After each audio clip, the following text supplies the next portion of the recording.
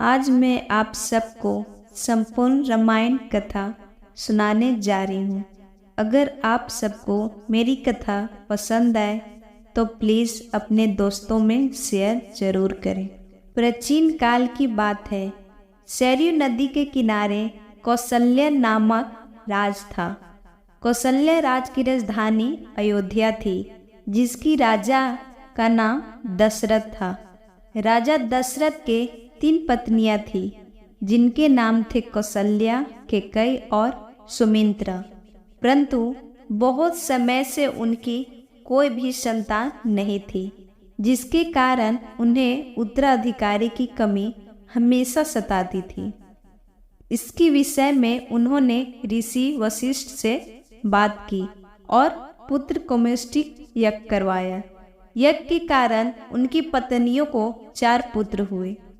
उनकी पहली पत्नी कौशल्या से राम, कैकेयी से भरत और सुमित्रा से लक्ष्मण और शत्रुघ्न का जन्म हुआ। सभी राजकुमार शास्त्रों और युद्ध कला में निपुण थे। जब राम 16 वर्ष के हुए तब ऋषि विश्वामित्र राजा दशरथ के पास गए और यज्ञ में विघ्न डालने वाले राक्षस का अंत करने में राम और लक्ष्मण की मदद मांगी। राम और लक्ष्मण ने इस कार्य को आदर से मान और कई राक्षसों का अंत किया, जिसके फलस्वरूप उन्हें ऋषि विश्वामित्र ने कई दिव्य अस्त्र प्रदान किए। एक दूसरे प्रदेश मिथिला नगरी के राजा जनक भी निस्तान थे। ऋषियों के कहने पर राजा जनक ने अपने राज के खेत में हल चलाना शुरू किया। हल चलाते समय उन्हें एक धातु से टकराने की आवाज आई। जब राजा जनक ने देखा तो उन्हें शीत के कलश में एक कन्या जमीन में गड़ी हुई मिली। उस कन्या को जैसे ही राजा जनक ने मिट्टी से निकाला, राज्य में बारिश होने लगी और उस कन्या को जनक अपने महल ले गए। शीत के कलश में पाने के कारण उस कन्या का नाम सीता रख दिया। धीरे धीरे सीता बड़ी हुई और उनके विवाह का समय आया। श्री राम अयोध्या के राजा दशरथ के ज्येष्ठ पुत्र थे और माता सीता उनकी धर्मपत्नी थी। राम बहुत ही साहसी, बुद्धिमान और आज्ञाकारी और सीता बहुत ही सुंदर, उदार और पुण्य आत्मा थी। माता सीता की मुलाकात श्री राम के उनके स्वयंवर में हुई, जो सीता माता के पिता मिथिला के राजा जनक द्वारा संयोजित किया गया था। यह स्वयंवर माता सीता के लिए अच्छे वर की खोज में आयोजित किया गया था। राजा जनक ने सीता का स्वयंवर रखा, जिसमें उन्हें शिव जी के धनुष को उठाकर उसमें रस्सी चढ़ाने वाले व्यक्ति से सीता का विवाह करने की शर्त रखी। इस आयोजन में कई राज्यों के राजकुमार और राजाओं को आमंत्रित किया गया था।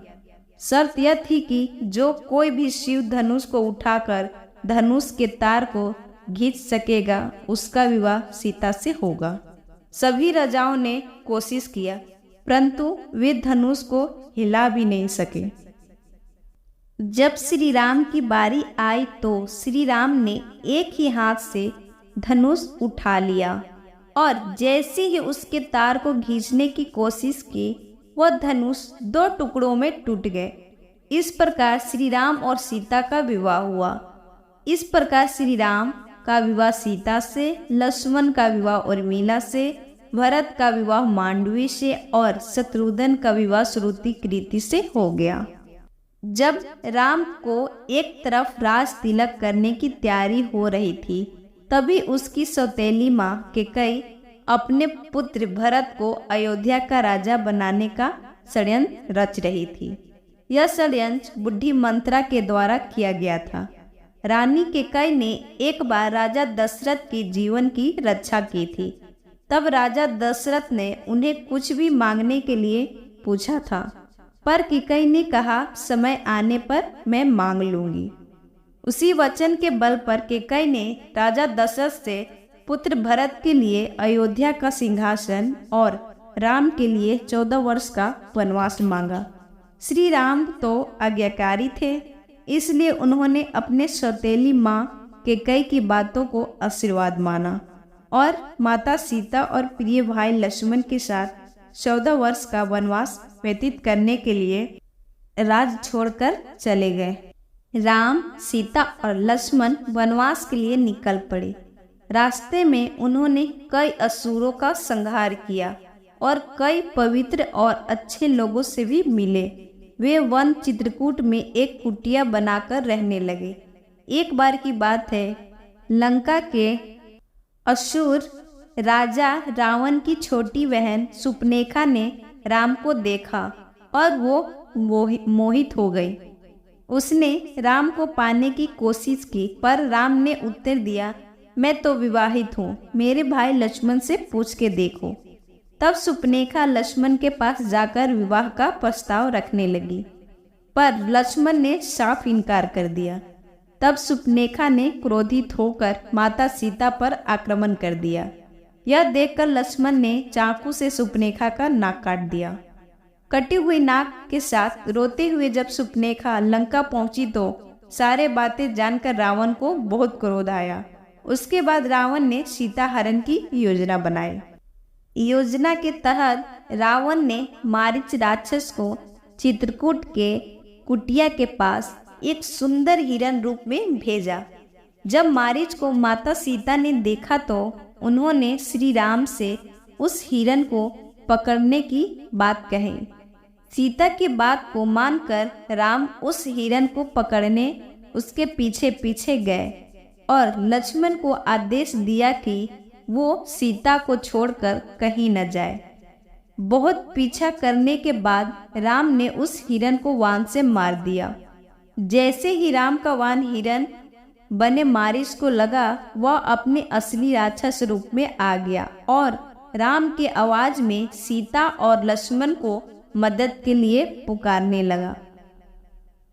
सीता ने जब राम की आवाज में उस राक्षस के विलाप को देखा तो वह घबरा गई और उसने लक्ष्मण को राम की मदद के लिए वन जाने को कहा। लक्ष्मण ने सीता माता की कुटिया को चारों ओर से लक्ष्मण रेखा से सुरक्षित किया और वो श्री राम की खोज करने वन में चले गए। योजना के अनुसार रावण एक साधु के रूप में कुटिया पहुंचा और विश्राम देही का स्वर लगाने लगा। जैसे ही रावण ने कुटिया के पास लक्ष्मण रेखा पर अपना पैर रखा, उसका पैर जलने लगा। यह देखकर रावण ने माता सीता को बाहर आने का बोला। जैसे ही माता सीता लक्ष्मण रेखा से बाहर निकली, रावण ने पुष्प विमान में सीता माता का हरण कर लिया। जब राम और लक्ष्मण को यह पता चला कि उनके साथ छल हुआ है तो वो कुटिया की ओर भागे, पर वहां उन्हें कोई नहीं मिला। जब रावण सीता को पुष्प विमान में लेकर जा रहा था, तब बुढ़े जटायु पक्षी ने रावण से सीता माता को छुड़ाने के लिए युद्ध किया, परंतु रावण ने जटायु का पंख काट डाला। जब राम और लक्ष्मण सीता को ढूंढते हुए जा रहे थे तो रास्ते में जटायु का शरीर पड़ा था और वो राम राम विलाप कर रहा था। जब राम और लक्ष्मण ने उनसे सीता के विषय में पूछा तो जटायु ने उन्हें बताया कि रावण माता सीता को उठा ले गया है और यह बताते बताते उसकी मृत्यु हो गई। हनुमान किष्किंधा के राजा सुग्रीव की वानर सेना के मंत्री थे। राम और हनुमान पहली बार ऋषिमुख पर्वत पर मिले, जहां सुग्रीव और उनके साथी रहते थे। सुग्रीव के भाई बाली ने उसे उसका राज भी छीन लिया और उसकी पत्नी को भी बंदी बनाकर रखा था। जब सुग्रीव राम से मिले, वो दोनों मित्र बन गए। जब रावण पुष्प विमान में सीता माता को लेकर जा रहा था, तब माता सीता ने निशानी के लिए अपने अलंकार फेंक दिए थे। वो सुग्रीव की सेना के कुछ वानर को मिला था। जब उन्होंने श्री राम को वो अलंकार दिखाए तो राम और लक्ष्मण के आंखों में आंसू आए। श्री राम ने बाली का वध करके सुग्रीव को किष्किंधा का राजा दोबारा बना दिया। सुग्रीव ने बीच मित्रता निभाते हुए राम को वचन दिया कि वो उनकी वानर सेना भी सीता माता को रावण के चंगुल से छुड़ाने के लिए पूरी जी जान लगा देंगे। उसके बाद हनुमान, सुग्रीव, जामवंत ने मिलकर सुग्रीव की वानर सेना का नेतृत्व किया और चारों दिशाओं में अपनी सेना को भेजा। सभी दिशाओं में ढूंढने के बाद भी कुछ न मिलने पर ज्यादातर सेना वापस लौट आए। दक्षिण की तरफ हनुमान एक ऐसा सेना लेकर गए जिसका नेतृत्व अंगद कर रहे थे। जब वे दक्षिण के समुद्र तट पर पहुंचे तो वो भी उदास होकर विंध्य पर्वत पर इसके विषय में बात कर रहे थे। वहीं कोने में एक बड़ा पक्षी बैठा था जिसका नाम था संपत्ति। संपत्ति वानरों को देखकर बहुत खुश हो गया और भगवान का शुक्रिया करने लगा इतना सारा भोजन देने के लिए। जब सभी वानर को पता चला कि वह उन्हें खाने की कोशिश करने वाला था तो सभी उसकी ओर आलोचना करने लगे और महान पक्षी जटायु का नाम लेकर उसकी वीरता की कहानी सुनाने लगे। जैसे ही जटायु की मृत्यु के बाद उसे पता चला, वह जोर जोर से विलाप करने लगा। उसने वानर सेना को बताया कि वो जटायु का भाई है और यह भी बताया कि उसने और जटायु से ने मिलकर स्वर्ग में जाकर इंद्र को भी युद्ध में हराया था। उसने यह भी बताया कि सूर्य की तेज किरणों से जटायु की रक्षा करते समय उसके सभी पंखे भी जल गए और वह उस पर्वत पर गिर गया। संपत्ति ने वानरों से बताया कि वह बहुत ज्यादा जगहों पर जा चुका है और उसने यह भी बताया कि लंका का असुर राजा रावण ने सीता को अपहरण किया है और उसकी दक्षिण समुद्र के दूसरी ओर उसका राज है। जामवंत ने हनुमान के सभी शक्तियों को ध्यान दिलाते हुए कहा कि हे हनुमान, आप तो महाज्ञानी वानर के स्वामी और पवन पुत्र हैं। यह सुनकर हनुमान का मन हर्षित हो गया और वे समुद्र तट किनारे स्थित सभी लोगों से बोले, आप सभी कंद मूल खाकर यही मेरा इंतजार करें जब तक मैं सीता माता को देखकर वापस ना लौट आऊं। ऐसा कहकर वे समुद्र के ऊपर से उड़ते हुए लंका की ओर चले गए। रास्ते में जाते समय उन्होंने सबसे पहले मेनका पर्वत आए। उन्होंने हनुमान जी से कुछ देर आराम करने के लिए कहा, पर हनुमान ने उत्तर दिया, जब तक मैं श्री राम जी का कार्य पूरा न कर लूं, मेरा जीवन में विश्राम की कोई जगह नहीं है। वे उड़ते हुए आगे चले गए। देवताओं ने हनुमान की परीक्षा लेने के लिए सांपों की माता सुरक्षा को भेजा। सुरसा ने हनुमान को खाने की कोशिश की, पर हनुमान वो खा न सकी। हनुमान उसके मुख में जाकर दोबारा निकल आए और आगे चले गए। समुंदर में एक छाया को पकड़कर खा लेने वाली राक्षसी रहती थी। उसने हनुमान को पकड़ लिया, पर हनुमान ने उसे भी मार दिया। समुद्र तट पर पहुंचने के बाद हनुमान एक पर्वत के ऊपर चढ़ गए और वहां से उन्होंने लंका की ओर देखा। लंका का राज उन्हें दिखा, जिसके सामने एक बड़ा द्वार था और पूरा लंका सोने का बना हुआ था। हनुमान ने एक छोटे मच्छर के आकार जितना रूप धारण किया और वो द्वार से अंदर जाने लगे। उसी द्वार पर लंकिनी नामक राक्षसी रहती थी। उसने हनुमान का रास्ता रोका तो हनुमान ने एक जोर से घुस्सा मार दिया तो नीचे जा गिरी। उसने डर के मारे हनुमान का हाथ जोड़ा और लंका में भीतर जाने दिया। हनुमान ने माता सीता को महल के हर जगह ढूंढा, पर वह उन्हें नहीं मिले। थोड़ी देर बाद ढूंढने के बाद उन्होंने एक ऐसा महल दिखाई दिया जिसमें एक छोटा सा मंदिर था, एक तुलसी का पौधा भी। हनुमान जी को यह देखकर अचंभा में पड़ गए और उन्होंने यह जानने की इच्छा हुई कि आखिर ऐसा कौन है जो इन असुरों के बीच श्री राम का भक्त है। यह जानने के लिए हनुमान ने एक ब्राह्मण का रूप धारण किया और उन्होंने पुकारा। विभीषण अपने महल से बाहर निकले और जब उन्होंने हनुमान को देखा तो वो बोले, हे महापुरुष, आपको देखकर मेरे मन में अत्यंत सुख मिल रहा है। क्या आप स्वयं श्री राम हैं? हनुमान ने पूछा, आप कौन हैं? विभीषण ने उत्तर दिया, मैं रावण का भाई विभीषण हूँ। यह सुनकर हनुमान अपने असली रूप में आए और श्री रामचंद्र जी के विषय में सभी बातें उन्हें बताया। विभीषण ने निवेदन किया, हे पवन पुत्र, मुझे एक बार श्री राम से मिलवा दो। हनुमान ने उत्तर दिया, मैं श्री राम जी से जरूर मिलवा दूंगा, परंतु पहले मुझे यह बताएं कि मैं जानकी माता से कैसे मिल सकता हूँ। विभीषण ने हनुमान को बताया कि रावण ने सीता माता को अशोक वाटिका में कैद करके रखा है। यह जानने के बाद हनुमान जी एक छोटा सा रूप धारण किए और वह अशोक वाटिका पहुँचे।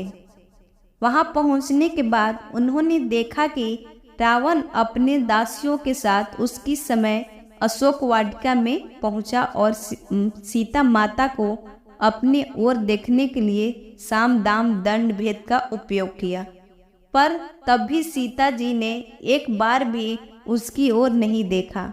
रावण ने सभी राक्षसियों को सीता को डराने के लिए कहा, पर त्रिजटा नामक एक राक्षसी ने माता सीता की बहुत मदद और देखभाल की और अन्य राक्षसियों को भी डराया, जिससे अन्य सभी राक्षसी भी सीता को देखभाल करने लगे।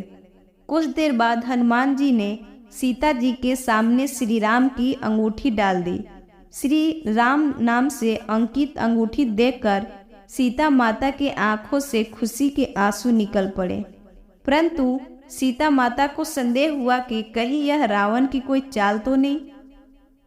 तब सीता माता ने पुकार कि कौन है जो यह अंगूठी लेकर आया है। उसके बाद हनुमान जी प्रकट हुए, पर हनुमान जी को देखकर भी सीता माता को विश्वास नहीं हुआ। सबके बाद हनुमान जी ने मधुर वचनों के साथ रामचंद्र के गुणों का वर्णन किया और बताया कि वह श्री राम जी के दूत हैं। सीता ने व्याकुलता से श्री राम जी का हाल चाल पूछा। हनुमान जी ने उत्तर दिया, हे माते, श्री राम जी ठीक हैं और वे आपको बहुत याद करते हैं।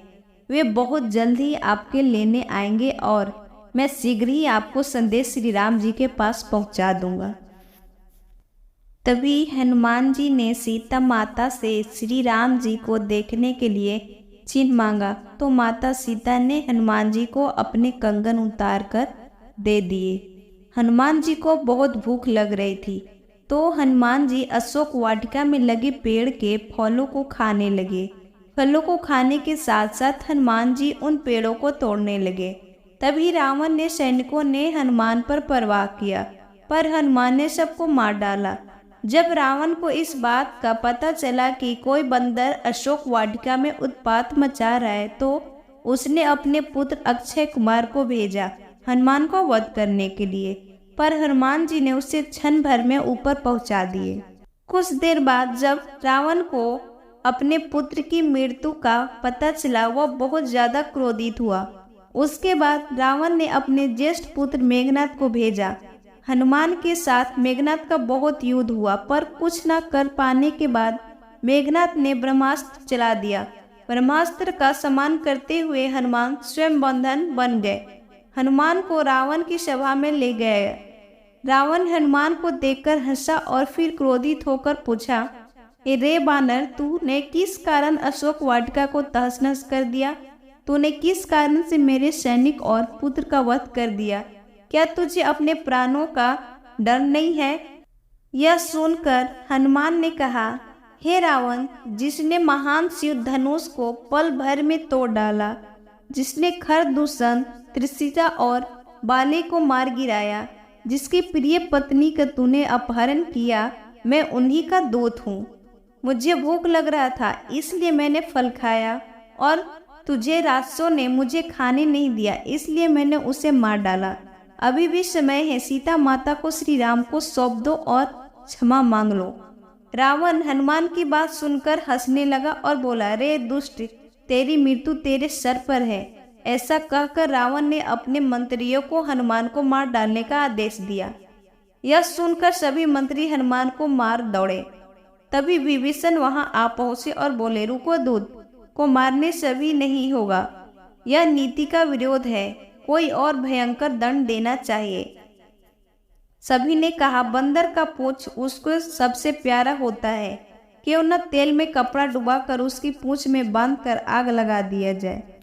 हनुमान की पूंछ तेल वाला कपड़ा बांधकर आग लगा दिया गया। जैसे ही पूंछ में आग लगाई, हनुमान जी बंधन मुक्त होकर एक छत से दूसरे में कूदने लगे और पूरी सोने की लंका में आग लगाने के समुंदर की ओर चले गए और वहां अपनी पूंछ पर लगी आग को बुझा दिया। वहां से सीधे हनुमान जी श्री राम के पास लौटे और वहां हनुमान श्री राम को सीता माता के विषय में बताया और उन्हें कंगन भी दिखाया। सीता माता की निशानी को देखकर श्री राम भावुक हो गए। अब श्री राम और वानर की सेना की चिंता का विषय था, कैसे पूरी सेना समुंदर दूसरी ओर जा सके। श्री राम जी ने समुंदर से निवेदन किया कि वे रास्ते दे ताकि उसकी सेना समुंदर पार कर सके, परंतु कई बार कहने पर भी समुंदर ने उनकी बात नहीं मानी। तब राम ने लक्ष्मण से धनुष मांगा और अग्निबाण को समुंदर पर साधा, जिससे कि पानी सब सूख जाए। समुंदर की माता निवेदन करने लगी, आपके इस बाण से मेरे में रहने वाली सभी मछलियां और जीवित प्राणी का अंत हो जाएगा। श्री राम ने कहा, हे समुंदर देव, हमें यह बताए कि मेरी यह विशाल सेना इस समुंदर को कैसे पार कर सकते हैं। समुंदर देव ने उत्तर दिया, हे रघुनंदन राम, आपकी सेना में 2 वानर हैं, नल और नील। उनके स्पर्श करके किसी भी बड़े से बड़े चीज को पानी में तैरा सकते हैं। यह कहकर समुंदर देव चले गए। उनकी सलाह के अनुसार नल और नील के पत्थर पर श्री राम के नाम लिखकर समुंदर में फेंकने लिया। समुंदर में फेंक के देखा तो पत्थर तैरने लगा। उसके बाद एक के बाद एक करके नल और नील समुंदर में पत्थर को समुंदर में फेंकते रहे और समुंदर में अगले छोर तक पहुंच गए। श्री राम ने अपनी सेना के साथ समुंदर किनारे डेरा डाला। जब इस बात का पता रावण की पत्नी मंदोदरी को पता चला तो वो घबरा गई और उसने रावण को बहुत समझाया, पर वह नहीं समझा और सभा में चले गए। रावण के भाई विभीषण ने भी रावण को समझाया, पर सीता माता को संपूर्ण पूर्वक श्री राम के सौंप देने के लिए कहा, परंतु यह सुनकर रावण क्रोधित हो गया और अपने भाई की लात मारकर, जिसके कारण विभीषण सीढ़ियों से नीचे आ गिरे। विभीषण ने अपने राज छोड़ दिया और वे श्री राम के पास गए। राम ने भी खुशी के साथ उन्हें स्वीकार किया और अपने डेरे में रहने की जगह दी। आखिरी बार श्री राम ने बाली पुत्र अंगद कुमार को भेजा, पर रावण तभी भी नहीं माना। श्री राम और रावण की सेना के बीच भीषण युद्ध हुआ। इस युद्ध में लक्ष्मण पर मेघनाथ ने शक्तिबाण से प्रहार कर दिया, जिसके कारण हनुमान जी संजीवनी बूटी लेने के लिए हिमालय पर्वत गए, परंतु वे उस पौधों को पहचान न सके, इसलिए वे पूरा हिमालय पर्वत ही उठा लाए थे।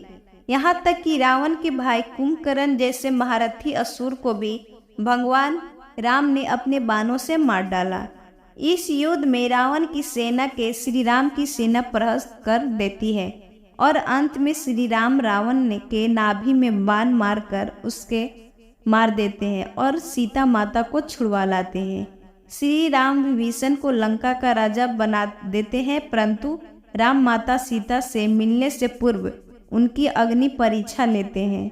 उसके बाद श्री राम सीता और भाई लक्ष्मण के साथ अपने राज 14 वर्ष के वनवास से लौटते हैं। उसके बाद श्री राम को अयोध्या का राजा घोषित किया गया और उनका जीवन खुशी से व्यतीत हो ही रहा था कि कुछ समय बाद माता सीता गर्भवती हो जाती है, परंतु जब राम लोगों के मुख से अग्नि परीक्षा के विषय में सुनते हैं, वह माता सीता को अयोध्या छोड़कर चले जाने को कहते हैं। माता सीता को इस बात से बहुत दुख होता है। महर्षि वाल्मीकि उन्हें अपने आश्रम में आश्रय देते हैं। वहीं माता सीता 2 पुत्रों को जन्म देती है, जिनका नाम लव और कुश दिया गया। लव और कुश ने महर्षि वाल्मीकि से पूर्ण रामायण का ज्ञान लिया। वे दोनों बालक पराक्रमी और ज्ञानी थे। श्री राम ने चक्रवर्ती सम्राट बने और अपने पापों से मुक्त होने के लिए अश्वमेध यज्ञ किया। यह यज्ञ करने का सुझाव उनके छोटे भाई लक्ष्मण ने दिया था। इस यज्ञ में एक घोड़े को स्वर्ग चंद्र रूप से छोड़ जाता है। वह घोड़ा जितना ज्यादा क्षेत्र तक जाता था उससे राज में सम्मिलित कर दिया जाता था। इस यज्ञ को पत्नी के बिना नहीं हो सकता था, इसलिए श्री राम ने माता सीता का स्वर्ण मूर्ति भी बनवाया था। जब श्री राम का घोड़ा सर्वछद रूप से छोड़ा गया तब वहां भी एक राज से दूसरे राज में गया। जब वह घोड़ा महर्षि वाल्मीकि के आश्रम के पास पहुंचा तो लव कुश ने उसकी सुंदरता देखकर उसे पकड़ लिया। जब राम को पता चला तो उन्होंने अपनी सेना को भेजा, परंतु लव कुश से युद्ध में सब हार गए। जब राम वहां पहुंचे तो उन्होंने उन बालक से पूछा कि वह किसके पुत्र है। तब लव कुश ने माता सीता का नाम लिया। जब राम ने यह सुना तो उन्होंने बताया कि वह उनके पिता हैं। यह सुनकर लव कुश भी बहुत खुश हुए और राम से गले मिल गए। इसके बाद वे माता सीता से आश्रम जाकर मिले। उसके बाद श्री राम माता सीता और लव कुश को लेकर अयोध्या लौट आए। आशा करते हैं आपको रामायण की कथा संक्षिप्त रूप में आपको अच्छी लगी होगी।